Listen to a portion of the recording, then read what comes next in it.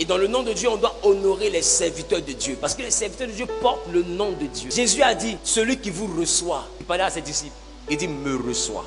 Et celui qui me reçoit, reçoit celui qui m'a envoyé. Donc ça veut dire quoi? Celui qui vous dénigre, me dénigre. Et celui qui me dénigre, dénigre celui qui m'a envoyé. Celui qui vous gifle, me gifle. Celui qui vous nourrit, me nourrit. Celui qui vous donne un habit, me donne habit. Celui qui vous chasse, me chasse. Celui qui vous tue, c'est moi il a tué. Celui qui vous insulte, qui vous critique, c'est moi il insulte, c'est moi il critique. Maintenant je vais demander à quelqu'un, tu as critiqué combien de fois Jésus? Tu as gâté le nom de Jésus combien de fois? Tu vois que tu as attiré sur toi un grand jugement. Et on voit des gens s'auto-proclamer détecteurs de Dieu. Lui là il est de Dieu, donc il peut l'insulter. Il peut croire en lui. Lui il n'est pas de Dieu, donc il peut l'insulter. Tu n'es pas de Dieu, tu n'es rien. Ta tête là, faux pasteur. Parce que toi tu as décidé qu'il n'est pas de Dieu, donc tu peux l'insulter. Hey, c'est un piège. Même Noé nu est encore de Dieu. Quand tu ne crois plus au ministère de quelqu'un, mon fils, ne l'insulte pas, ignore-le. Que sa vie, sa mort, sa présence, son absence, tout doit être même chose. Ignore-le. Mais ne cherche pas à porter quelque chose que tu ne peux pas supporter. On voit des gens s'aventurer à insulter des hommes de Dieu, à parler aux hommes parce que tu te dis que je ne crois pas en lui, il ne peut rien me faire. Écoute-moi, ce n'est pas toi qui choisis les ouins. Un ouin avec ses qualités, avec ses défauts, Dieu le choisit. Dieu savait que Moïse était bègue, mais il a choisi comme ça. Tout pasteur a un défaut qui trimballe. D'autres c'est la colère, d'autres c'est l'orgueil, d'autres c'est la méchanceté, d'autres c'est la jalousie. Chacun a un handicap qu'il transporte. Tu sais pourquoi Dieu laisse ça sur eux? Parce que quand tu es Moïse, là, tu dois fendre la mer.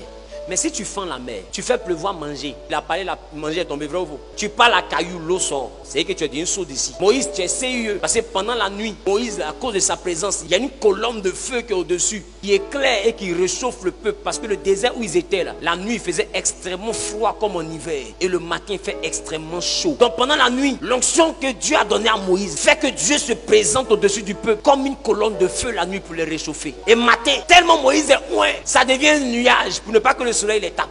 Donc ils ont marché dans le désert sans que le soleil ne les touche pendant 40 ans. Maintenant si Moïse, si Dieu fait tout ça là par toi, jusqu'à Josué, on dit à Josué, tu vas remplacer Moïse. Josué a peur. Jusqu'à celui qui nous fortifie dit à Josué, il faut te fortifier. La Bible dit, je peux tout par celui qui me fortifie. Oh Dieu qui nous fortifie, viens, il croit Josué. Et puis il dit à Josué, fortifie-toi toi-même. C'est-à-dire que même moi, il ne peut plus te donner la force. Parce que Josué s'assoit et puis il regarde qui il va remplacer. Ce n'est pas petit l'homme, c'est Moïse. Moïse n'était pas un homme pour le peuple. Moïse était Dieu pour le peuple. C'est pourquoi quand Moïse est resté sur la montagne, ils ont dit, Moïse est mort, on va fabriquer un Dieu. Parce que pour eux, Moïse était la représentation de Dieu. Alors qu'ils ne voyaient plus Moïse, ils ont fabriqué un veau d'or. Maintenant, si toi, Moïse, tu as toute cette dimension-là, si en plus de ça, tu es parfait, tu n'as pas de défaut, toi-même, il faut voir. Alors Dieu lui laisse un défaut. Moïse dit, mais tu m'envoies et puis il bégait.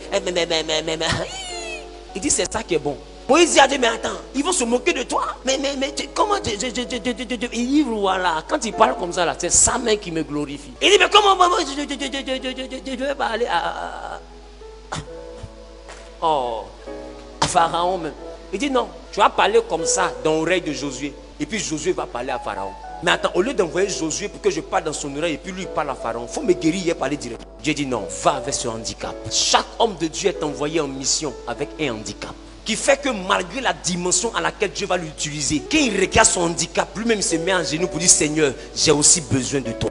Il y a toujours un problème que Dieu laisse dans la vie des ouins pour qu'ils aient la force de fléchir genoux pour dire, Seigneur, tu as fini de guérir tout le monde, mais moi aussi, j'ai besoin de toi. Si tu n'as pas de besoin, tu n'as pas d'adoration. On adore à cause de nos besoins. La preuve, tu es ici à cause de tes besoins. C'est pourquoi vous ne devez pas les diviniser. Ne divinisez pas les ouins. Respectez-les, mais ne les divinisez pas. Si vous voyez un qui a commis une erreur, priez pour lui et puis dépassez son chemin. Tu ne crois plus en son ministère, ne le laisse pas prier pour toi, mais ne l'insulte pas non plus. Ne rentre pas en combat avec lui. Il dit, ne touchez pas à mes ouins. Un oin c'est un choisi, un oin ce n'est pas un parfait. Un oin là c'est un choisi, un oin ce n'est pas un parfait. Dieu ne nous choisit pas parce qu'on est parfait. Dieu n'a pas choisi Zahu parce que Zahu est mieux que toi. Je te promets, je ne suis pas mieux que toi. Mais Dieu m'a choisi, moi-même je ne sais pas pourquoi. Je voulais t'expliquer, mais moi-même là, je ne sais pas pourquoi. Moi il y a un qui m'explique. Jusqu'à présent, lui aussi, il ne m'explique pas. Donc on est dedans. Il m'a dit de venir, j'ai ton pasteur. J'ai pris mon pantalon blanc, il y a un peu de très noir dedans. J'ai porté ma chaussure et je suis venu ici pour te parler. Si tu veux, tu prends. Si tu veux, dire, mais lui, mais s'il fait, tu veux, tu laisses. C'est ce qu'il devait faire là. Il a fait. Chacun a sa mission.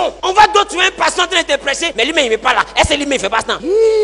C'est dans ça que tu es. Et c'est ça que j'ai dit un jour. Le vrai homme de Dieu, c'est lui qui dit, fais ce que je dis, ne fais pas ce que je fais. Moi, je le dis aujourd'hui et je le soutiens. Papa disait pourquoi? Parce que l'homme de Dieu là, s'il te prêche vraiment toute la parole de Dieu dans la vérité, lui-même ça va le condamner. S'il te prêche la parole de Dieu dans la vérité, pendant qu'il entend te prêcher, là, sa femme va le regarder comme ça. Toi, tu connais tout ça là aussi. Et puis tu t'énerves à la maison là-bas. Parce que personne n'est parfait. Celui qui le connaît bien va dire, attends, toi tu prêches ça et puis on te demande pardon, depuis là tu n'acceptes pas. Il faut vivre ce que tu prêches d'abord. C'est pourquoi Jésus même là, quand il est arrivé là où il est né, là, la Bible n'a pas fait beaucoup de miracles là-bas. Il n'a même pas duré là-bas. Parce que quand il parle un peu, on dit, mais c'est pas l'enfant de Joseph là. C'est pas l'enfant de Marie. C'est pas lui qui jouait soleil ici là. Il est quitté au ciel maintenant. Jésus a pris sa route, il dit, nul n'est prophète chez soi. Et puis il est quitté là-bas. Jésus lui-même a pris son boudou. Qui connaît boudou? Bagage bêté là. Il a soulevé son bagage. Il dit, ouh, j'y m'en vais. Pierre, nul n'est prophète chez soi. On est saint devant les autres. On n'est pas saint pour ceux qui habitent en nous. C'est pourquoi remarquez, la majeure partie des enfants de pasteurs ratent leur éducation. Tu sais pourquoi? Parce que le peuple est face à la perfection de son papa. Mais l'enfant vit avec l'imperfection de son papa. Et quand il s'assoit et il écoute papa prêcher, et quand il est à la maison et il voit papa se comporter, il voit deux papas. Il a l'impression que son papa ment aux gens. Or son papa ne ment pas aux gens. Nul n'est prophète chez soi. Donc du coup, l'enfant de pasteur ne croit pas. Remarquez, ils ont le cœur dur. Parce qu'ils ont accès à la nudité de Noé. Vous avez accès à Noé revêtu. Mais lui, il a accès à Noé nu. Et il entend Noé revêtu prêcher qu'on ne doit jamais être nu. Et puis il dit, mais papa, quand tu es à la maison, là, tu dis, on ne fait pas ça, mais pourquoi tu as giflé maman? Oh, tu dis, le mari doit être doux. Dis amen. Tu me dis amen. Bon, ils vont dire, il a qu'à être doux. Hein. Le monsieur, il n'est pas cohérent. Il dit une chose ici qu'il ne fait pas à la maison. Parce que si quelqu'un prêche toute la vérité de Dieu, il y a une partie de la vérité de Dieu qui va le condamner. Alors la seule manière qui fait qu'un homme de Dieu est loin, c'est la capacité à avoir un défaut, mais ne pas avoir honte de prêcher sur ce défaut. Parce qu'un homme de Dieu devient faux. Le jour où il cherche femme, et puis parce qu'il cherche femme, il ne parle plus de ça. Et même quand il parle de ça, tu as l'impression qu'il veut justifier. C'est parce que la chair est faible. Dieu ne vous condamne pas. Dieu vous condamne. Ne suis jamais quelqu'un qui prend la parole de Dieu pour couvrir ses défauts.